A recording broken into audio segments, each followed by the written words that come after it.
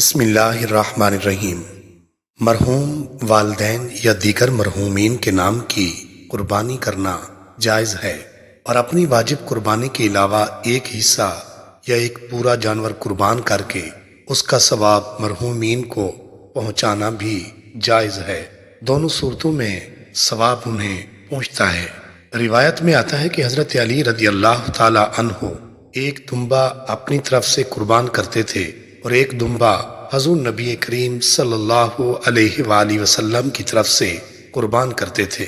مرحوم کی طرف سے قربانی کرنے کی دو صورتیں ہیں۔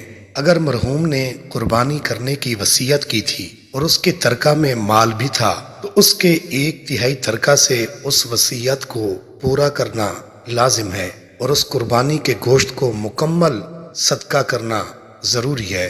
مالداروں کے لیے اس وصیت کی قربانی کا گوشت کھانا جائز نہیں ہے۔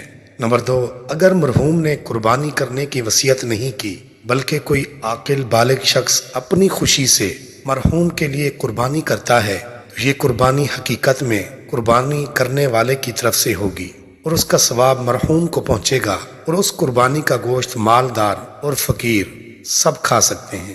اللہ تعالی ہم سب کو دینی اور شرعی مسائل میں سمجھ بوجھ عطا فرمائے، آمین یا رب العالمین۔